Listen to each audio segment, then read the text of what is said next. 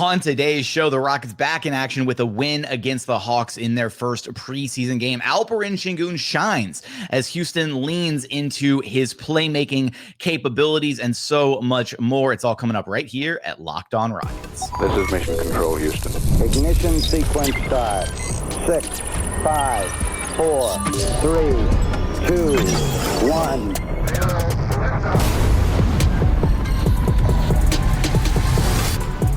What is up, and welcome to another edition of Locked On Rockets, your daily podcast, home for everything Houston Rockets basketball. As always, I'm your host, Jackson Gatlin, native Houstonian and credentialed media member. I'm also the host of Locked On NBA Fridays. Be sure to follow along wherever you listen to your podcasts or on YouTube. Just search Locked On Rockets, where the best way you can help us grow our show is to listen every single day on a podcast platform of your choosing, and then like, comment, subscribe on YouTube. On today's show, we're going to be breaking down the Rockets' 122-113 win against the Atlanta Hawks, their first taste of preseason action. They come away with the dub, even despite not having, their full roster. Obviously, no Fred VanVleet, and they won't have him all season long. No Dorian Finney-Smith to start things here for the first little while, and Kevin Durant sitting out this game. So the Rockets certainly not at full strength, yet they were able to take care of business against the Atlanta Hawks. Alperen Sengun looked phenomenal in just one half of basketball. The Rockets very clearly making him the focal point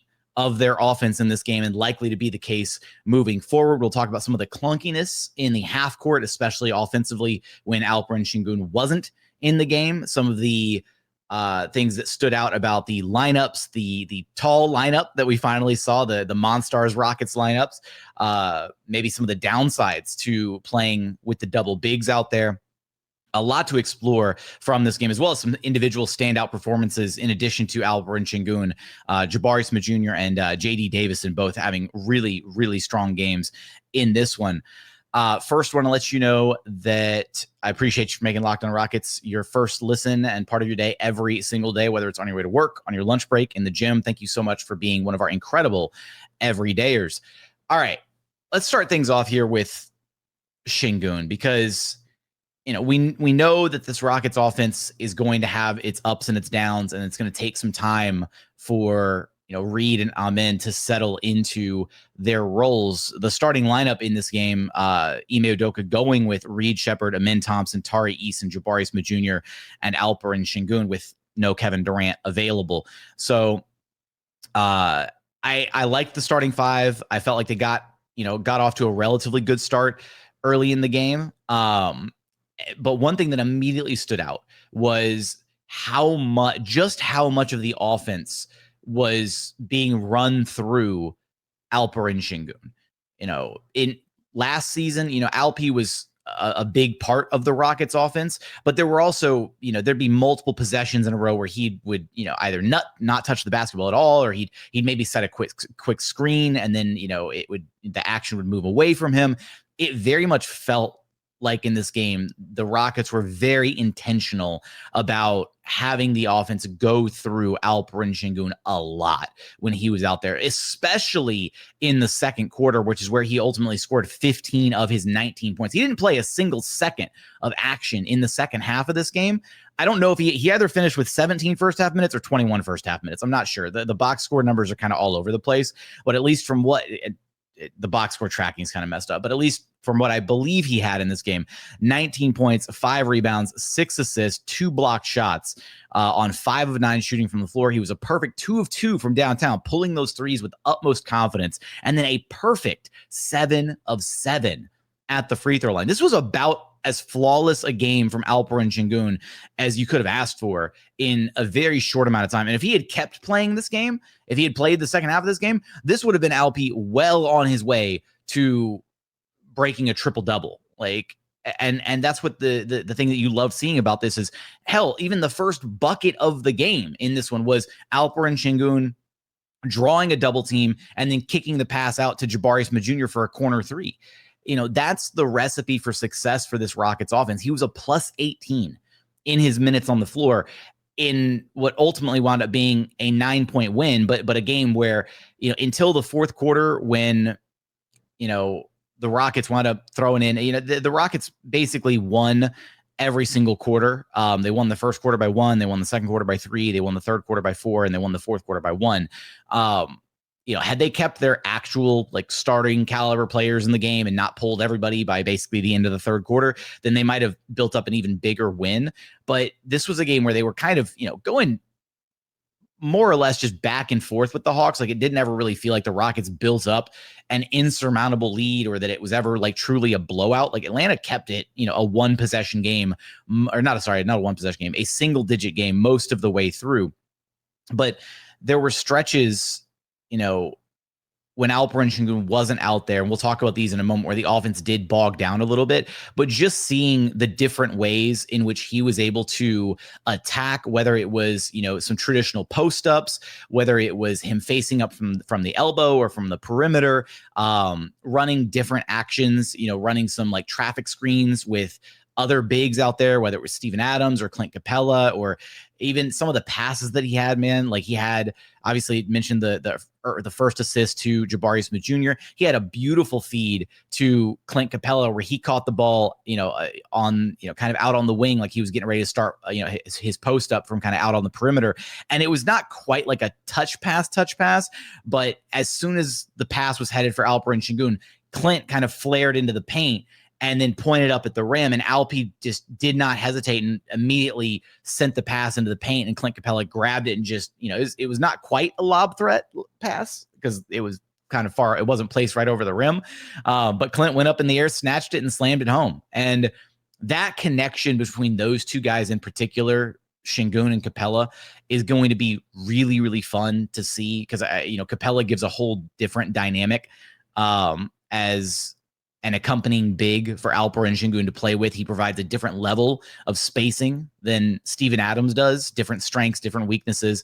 And, maybe all along, right, instead of, Kevin Porter Jr. and Jalen Green needing a lob threat, maybe it was Alperen Sengun who needed a lob threat this whole time through. Shout out to a good friend of the program, Paolo Alves, for that one. But it really was special to see Alperen Sengun kind of continue the same dominance that we saw in Eurobasket and bring that into the preseason. And if this one game, this one half is anything to go off of, the Rockets are going to lean very heavily into Alperen Sengun as the potentially one of, if not the driving primary force of their offense. It'll be, obviously KD 1A, Alperen Sengun 1B, and those two guys will likely be staggered because you're going to need one of them basically on the floor at all times so that the offense doesn't truly ever bog down the way that we did see it, at stretches in this game. But just, you could see, I think with Alp, especially out there in those double big lineups, whether it was with Steven Adams or Clint Capela, he felt very comfortable.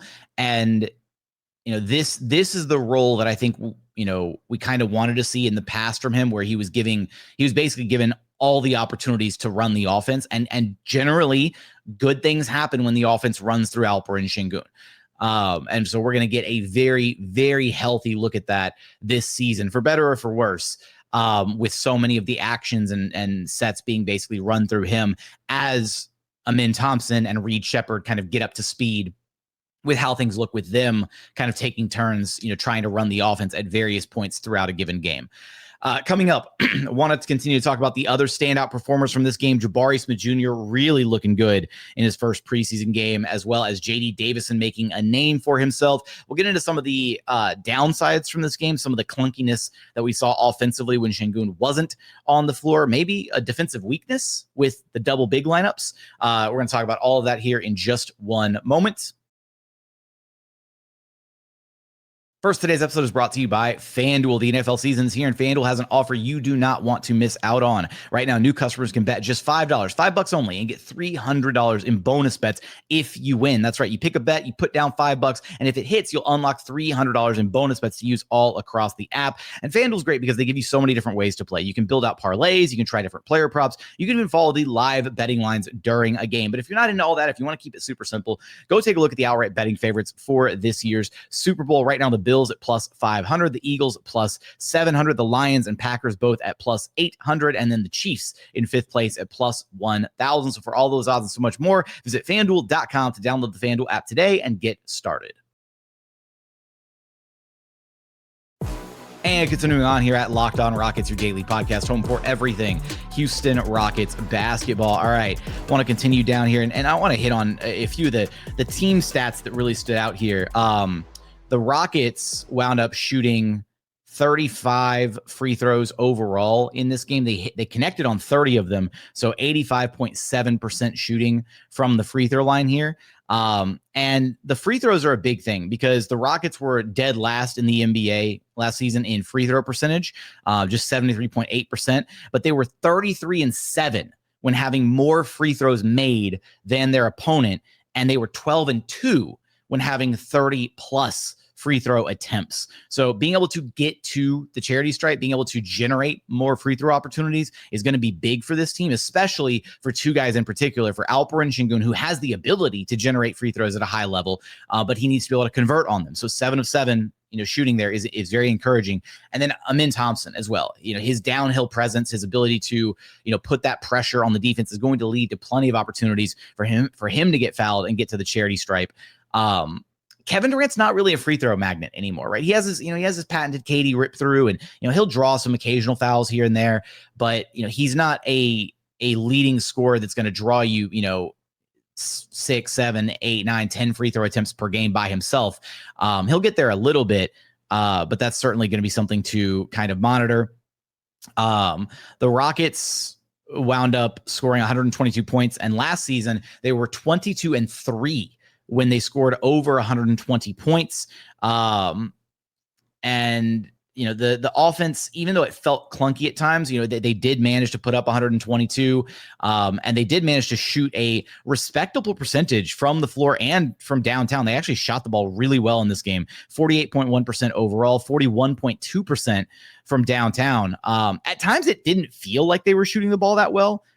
Maybe it's just because Aaron Holiday went 2 of 9, but, They did really shoot the ball a lot better than I kind of expected them to in this game overall. And we saw kind of everybody taking part in that, right? Jabari was 2 of 4 from downtown. Amin hit a 3. Alp was 2 of 2. Reed hit a movement 3 out of one of the corners.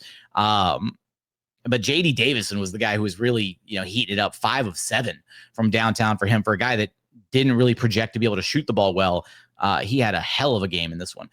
I want to highlight here before getting to the other couple of individual performances that I specifically wanted to talk about with Jabari and JD. The offense when Sengun was off the floor is a concern. And that's why I said you're probably going to have to stagger Kevin Durant and Alperen Sengun this season, just because those two guys are your two primary driving forces on offense. And they obviously, the offense is going to look very different being run through KD than it does, being run through Alperen Sengun. But that's fine. And, the goal here is essentially, if Sengun is going to give you games where he is as dominant as he was in these minutes, right? A plus 18 in the minutes where he was on the floor. If he's going to give you that level of productivity, then all you need to do is survive the non-Sengun minutes, right? You don't even have to win them by like a crazy amount. You just need to not lose them. And I do think that at least at a bare minimum, having KD out there, even though he's not, a offensive engine or a guy that's like a super duper crazy high level playmaker, making other players on the floor, that much better, or kind of elevating the team the way that Sengun or some other kind of primary offensive engines do. KD by himself, right? Just as an ISO scorer, just a guy who can get buckets and can keep putting points on the board pretty much as a one-man army.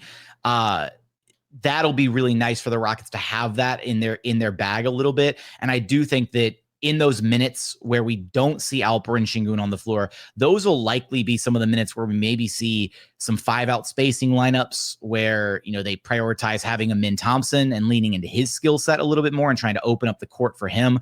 We didn't really get a look at any of those 5-out lineups in this game, in part because the Rockets really didn't feel like they had the personnel to run them. Like they ran the double bigs. We saw double bigs with Sengun and Adams. We saw it with Sengun and Capela. We saw each one of the bigs playing individual minutes out there. We saw Alp by himself. We saw Adams by himself. We saw Clint by himself. But we also saw some really not super ideal lineups as far as like spacing and outside shooting with some of those lineups. There were multiple stretches where there were 3 non-shooters on the floor at one time. And it certainly led to some really clunky ugly looking offense at times. The Rockets did finish the game with 19 turnovers, a lot of kind of some sloppy basketball being played here and there throughout the game.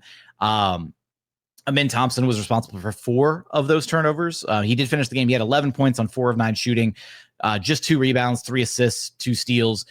He's going to need to tighten things up a little bit, but this is going to be the thing is there's going to be some growing pains here in the beginning from Amin and from Reed Shepherd as they're adjusting to, running the offense full time. And even Reed, 3 turnovers, right? 3 turnovers to just 1 assist. And they both had moments where you could see they had the right idea. They had, I know I want the pass to go here. I'm expecting this guy to be open. And, as they're working through this process, as they're understanding things and kind of being thrown into the deep end, right? Trial by fire, they're going to get exponentially better kind of by necessity. And this is where you get into the idea that maybe the Fred VanVleet injury is like a blessing in disguise, because it might just at the end of the day accelerate the development of both Amin and Reed as primary ball handlers. So even though things won't look as clean as they would have with Fred, you won't have that level of stability.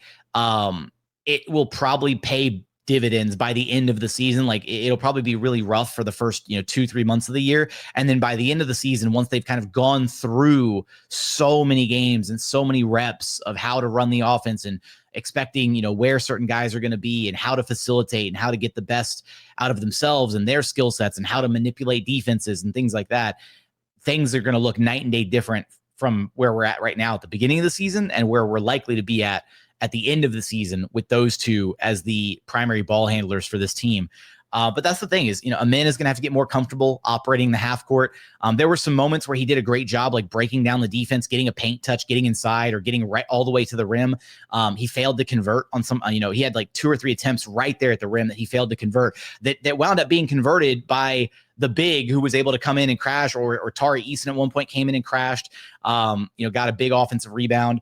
And so, even if he's not making those shots at the rim, you're putting all that downhill pressure on the defense, and guys are having to slide over and rotate over and try and contest. And it's putting guys out of position to secure the defensive rebound, which then opens up those second chance opportunities for the opposing bigs, for guys like Tari crashing in from the perimeter, things like that. So that's a positive. And for Reed Shepherd, Reed did look, even though the numbers don't scream amazing game, but he had 7 points, 2 of 6 shooting. He hit that, running kind of corner 3, got to the free throw line, hit a couple free throws there. He had a scooping layup early in the game where he kind of danced, and got to a really easy look at the rim. And he had a couple drives in this game where he drove with confidence and, got all the way to the cup, and it looked pretty good. And so for Reed, it's going to continue to be just, he needs to play with confidence, right? The Rockets need him to not be shy when it comes to shooting the ball. He's one of the best shooters on the roster. He needs to believe that about himself. And the more that he continues to get these reps, the better it will ultimately continue to look. In this one, very short stint, right? Only, maybe 19 minutes. But I don't know if any of these minutes are actually correct. Hopefully the stats are actually correct. I know the Sengun stat line's correct because the Rockets broadcast reported it. But anyways, short stint in this one, right? Ime didn't, give anybody to give any one person too many minutes in this game. He's kind of warming everybody up at this point. But I continue to expect that Reed will slowly over time settle into this role, and things will continue to look better with each passing game. But the Rockets offense certainly still has some kinks to be worked out with it. I do want to highlight, a bit of a concern potentially with the Rockets defense and with all the size that they're playing with, as well as getting to the couple standout performances from Jabari Smith Jr. and JD Davison. We're going to get there in just one moment. First, today's episode is brought to you by Monarch Money. Look, most people can't name all their financial accounts or even what they're worth, whether it's 401ks, properties, or different investments. And when you don't have the full picture, you can end up leaving money on the table. That's why there's Monarch Money. It's an all-in-one personal finance tool that brings your entire financial life together in one clean, easy-to-use interface on your laptop or your smartphone. Monarch is built for people with busy lives. If you put off organizing your finances, Monarch is for you. Monarch does the heavy lifting for you. You can link all your accounts in minutes, see clear data visuals, get smart smart categorization of your spending, and finally feel in control of your money without ever touching a spreadsheet. I like Monarch because it helps me organize like my monthly subscriptions, because there's no worse feeling than you're going through the month or whatever, and you see a notification on your bank account, and bam, you get hit with a $15, $20, $30 charge, whatever, for a monthly subscription service that you're not even using anymore. And you tell yourself, oh, yeah, fine, I'll cancel it next month, or I'll cancel it, when I get home or whatever. And then you forget about it. And then next month rolls around, same story, right? You get dinged again. Monarch is great because you can organize all those monthly subscriptions and you can figure out the ones that you do and don't want to keep. So don't let financial opportunities slip through the cracks. Use code LOCKEDONNBA at monarchmoney.com in your browser for half off your first year. That's 50% off your first year at monarchmoney.com with code LOCKEDONNBA. And final segment here at Locked On Rockets, your daily podcast, home for everything Houston Rockets basketball. I do want to highlight here that the Rockets, it was so random, but the Rockets had Kristaps Porzingis in such ridiculous amounts of foul trouble early in this game. He had 4 fouls in under 10 minutes of run. Like that, if that doesn't scream preseason basketball, I don't know what else does. I don't know. It's just the Rockets were really aggressive. They were attacking. They were getting a lot of paint touches. There was a lot to like about their approach to this game at the end of the day. And even though the defense didn't feel at times as smothering as it could have, the defense looked really good for certain stretches. And the size, you could feel the size out there on the floor, right? You could feel how big the Rockets were. They crushed Atlanta in the rebounding department. They finished a plus 18, a plus 19 in the rebounding department, 53 to 34 rebounding advantage for the Rockets. They had 12 offensive rebounds in this game. Steven Adams with 3 of them as per usual with his impact on the floor. But one thing that stood out, and I don't know if this is just, if this is just going to be specific to Atlanta and how they were playing in this game, their specific style, or if this is going to be like the scouting report and the read on trying to combat the Houston Rockets size when they're out there on the floor. But when the Rockets were running, in particular, when they were running their Monstars lineup, when they ran Amin, Tari, Jabari, Sengun, Adams, but at even various other stretches of the game when they had the 3-man big lineup with Jabari and Sengun and Adams and one more big dude out there, whether it was Amin, whether it was Tari, whoever. The thing that stood out to me is there were a lot of points where the Rockets would fail to convert offensively, or even worse, committing a live ball turnover. Now, at the end of the day, a live ball turnover is about the worst thing you can do because it completely ignites the fast break opportunity for the opposing team. But a poor offensive possession that results in a long rebound or a long miss that also allows the opposing team to ignite an offensive fast break, they're almost as equally as bad, because what happens is the Rockets are such a big team now that they need some time. They need, a couple seconds, a few seconds to basically be able to set up their defense at the end of the day. And if they're not setting up their defense, if they don't have that 2 or 3 seconds that they need to basically form their zone defense and get the shell in place and make sure, hey, you get there and you get there and let's get Steven in the middle or whoever, Clint in the middle, they are susceptible to being attacked or accidentally forcing cross matches that are not ideal when they're trying to pick up and guard in transition. Atlanta had 12 fast break points in this game. It could have felt like 20 plus easily.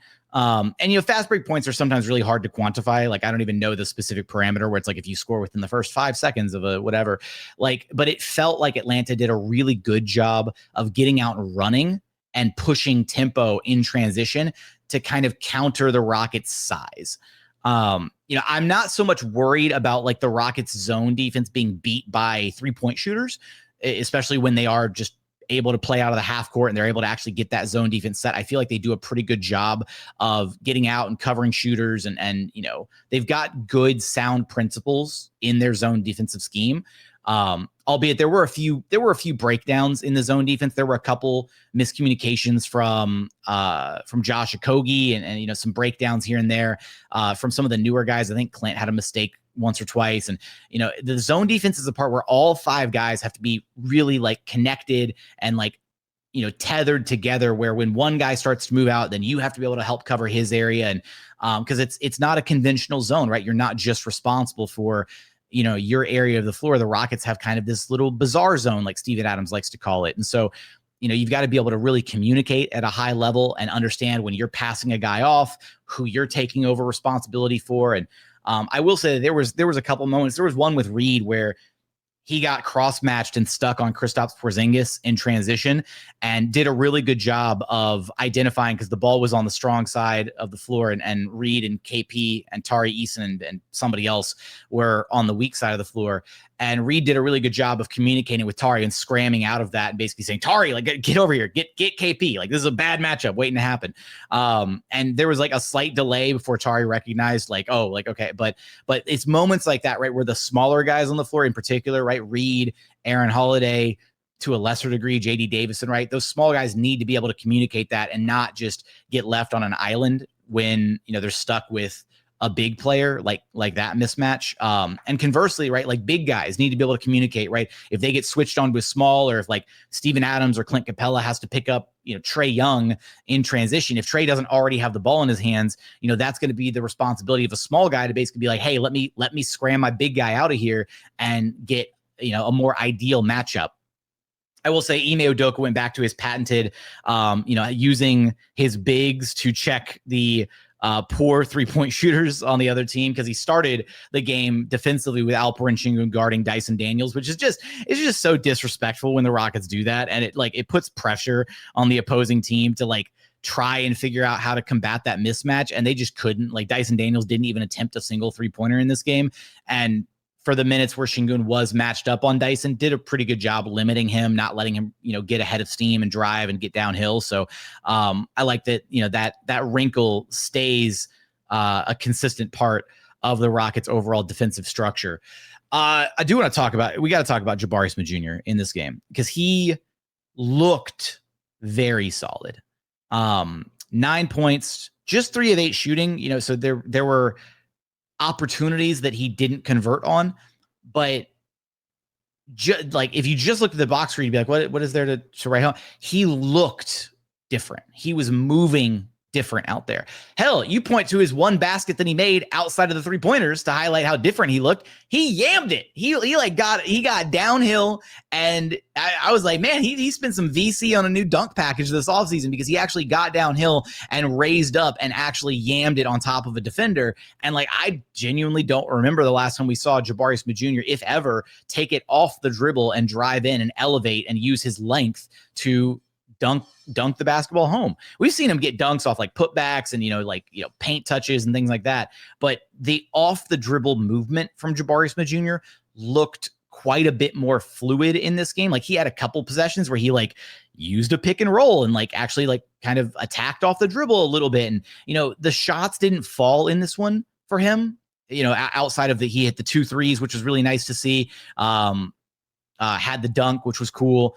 Got to the free throw line, 1 of 2 there. But, he had a couple opportunities. Like, he had, some, moments where he tried to get to his turnaround, fadeaway spot, posting up, that kind of thing, or facing up on the perimeter. He had like a little kind of DHO action with Sengun where, clock was running down and he had to basically get the ball from Sengun and took like a very quick like rhythm dribble and then immediately elevated for 3.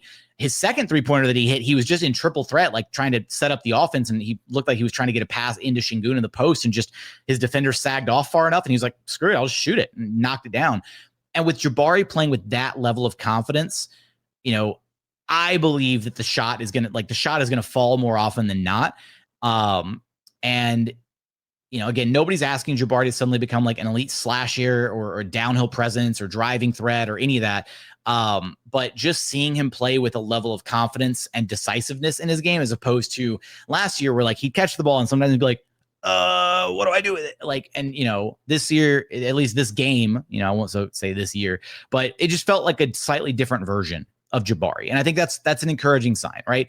Because he's not going to be in charge of shouldering some immense offensive burden, right? He's very much like fourth banana after KD, Sengun, Amin in the starting lineup. But him being able to capitalize on some of those opportunities and, having those moments to, kind of flesh his game out a little bit, show a little bit more, run some pick and roll actions, maybe a little bit.